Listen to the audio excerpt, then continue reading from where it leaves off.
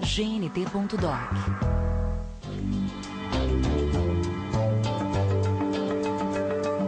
London's Trafalgar Square, a gathering place for the world's young adults, slipping the bonds of family and savoring the sweet taste of independence. Or not. Hi, Mom. My mom, every day. Well, I normally text or call every day. Yeah, most days. Just an email or a text or something. Keep them happy.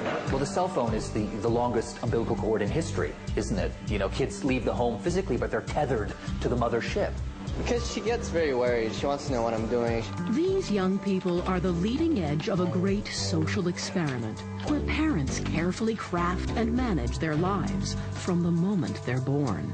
Today's children are the most overindulged and micromanaged in human history. Gymnastics classes before they can walk, the best of baby ballet, and the right preschool. More and more parents believe it's their job to pave the way for their child's success and to protect them from any adversity. In the process of doing that, they rob them of the most critical skills they need to actually be successful out in the world. I am waiting! All right, let's go. Parents mean well, but it turns out this intense focus on their children can be psychologically damaging. Today, kids are showing up at university with higher levels of anxiety than ever before. Just want to make sure that they're proud of you, or make sure that you're living up to their expectations. When they finally enter the workplace, many hyper-parented kids are running into walls. I've had 4 or 5 jobs in the last 6 years, and little bits of each performance review is like, you're so smart. You know, and then there's a different but at the end of each. I think we're all born with an inner hyper-parent. You know, it starts from the noble and natural instinct to do the best for our children. But it's tipped into a caricature, and it's backfiring on us.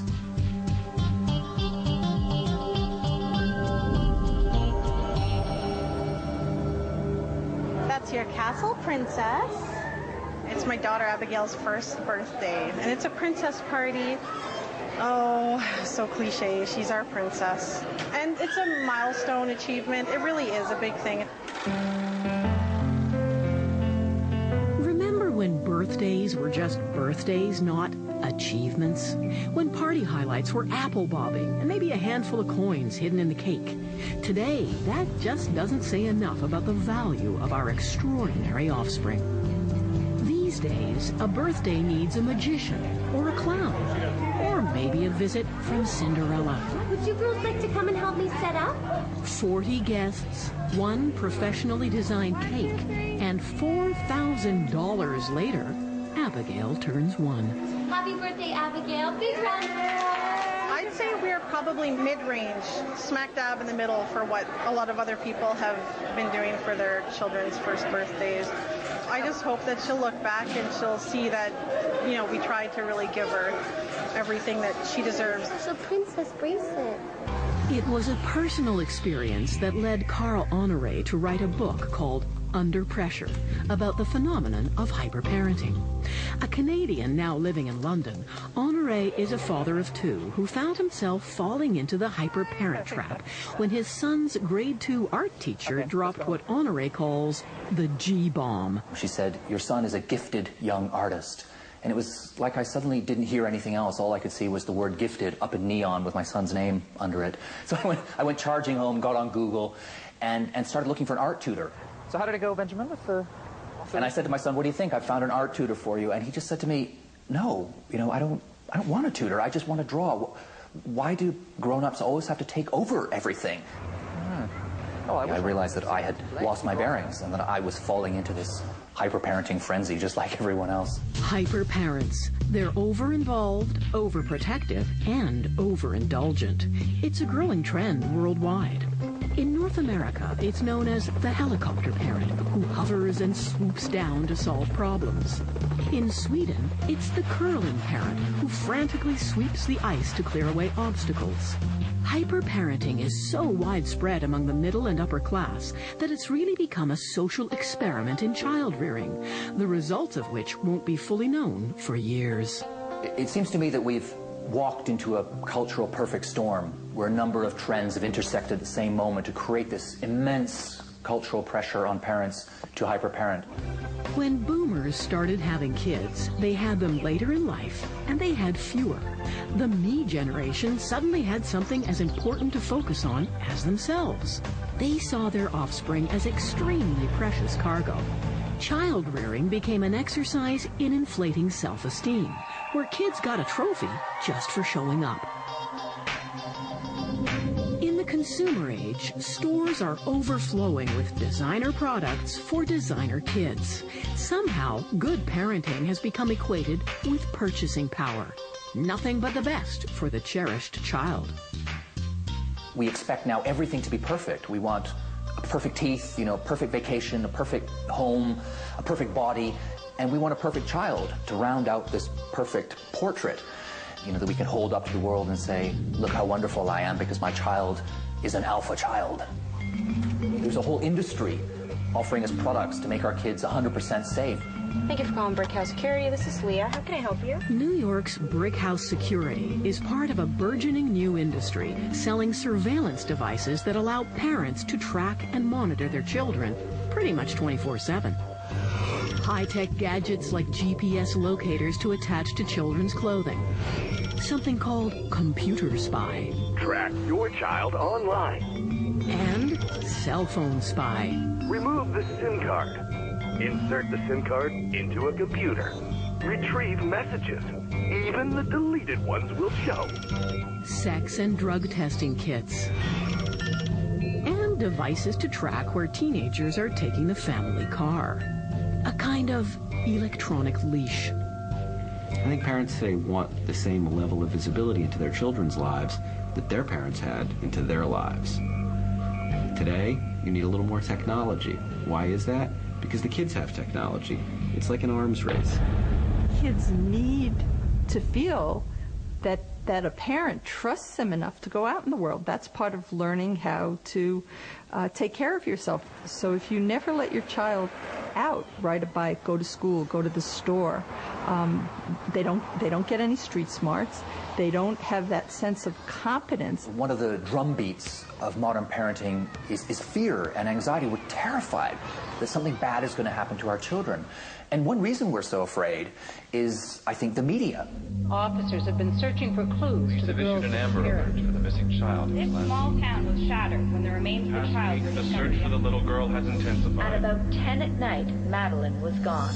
The reality is abductions are lower now than they have been in many decades, and almost all abductions are by a parent in a conflict situation. But we act as if abductions are up. They're not. And yet, every sensational child abduction results in a storm of emails from worried parents to this man. Kevin Warwick is a professor of cybernetics at Reading University in England, and he's a leading pioneer in the field of artificial intelligence. A few years ago, he implanted a microchip in his arm that linked him at all times to a computer. A microchip under the skin. An appealing notion for anxious parents like Sasha Bailey, who lives in London with her 3-year-old daughter, Maddie. The thought that Maddie might go missing is never far from her mum's mind. Even just for 5 minutes, if they're out of your sight, especially at 3 years old, you turn around and they're gone, and they've just wandered off, and you worry where they are. If Sasha could get an under-the-skin microchip that would allow her to track Maddie, she'd do it in a heartbeat. Firstly, let me show you, a few years ago now, this is what I had implanted in my left arm. Okay. In Warwick's case, the chip was used for identification, not tracking. But radio frequency technology is just about there for an implantable microchip that would allow a parent to track their child. If you look at that little cross, that could be you. A child could be located within a city area. If you then had enough of these city areas, then you could get widespread coverage. There are ethical concerns about implanting microchips in children, and the technology is not commercially available yet. But if you said to me, here's some money, make the product, yes, within a short time we could put it together. Today, parents see danger everywhere, even in children's most natural pastimes. Kids' friendly rough-and-tumble play can look aggressive, so we often step in to stop it. The wrong thing to do, according to neuroscience researcher Sergio Pellis. He's been researching the role social play has on brain development, especially rough-and-tumble play. In 2008, Pellis and colleagues set up a pioneering play experiment with 2 groups of juvenile rats. One was given lots of free playtime with other young rats, including the inevitable roughhousing. The other group was placed in cages with adult females. No peers, so no roughhousing. Then, researchers compared the group's brains. They discovered that the rats that were allowed to play developed more cell connections in the area of the brain responsible for decision-making. These rats were much better at solving social problems and coming up with solutions when faced with a new situation. One of the core features of rough and tumble play is that both of you have to continually make very subtle social judgments about how do I interpret that particular action by my partner? And you have to continually assess that. And that's really training up your brain to be able to make very nuanced distinctions in a social situation, right? If you now take those same kids and put them in a soccer field, yeah, they get the exercise, that's terrific, nothing wrong with that. But the kids don't have to make a decision about, well, what are the rules? The rules have been pre-made for them. What's the enforcement? It's enforced by adults. More adult-enforced play, less free play. It's one of the hallmarks of hyperparenting. You know, it's not enough now for a child just to play road hockey with his friends outside.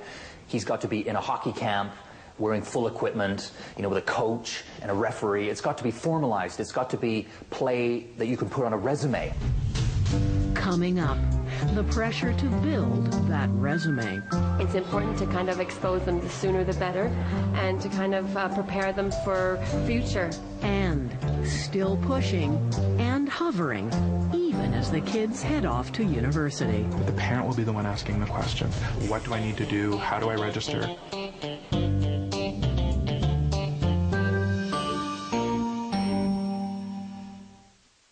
Estamos de saia nova, mas não teria graça se não fosse. Storm the Wall, a spring ritual at the University of British Columbia with conspicuous parallels to modern university entrance.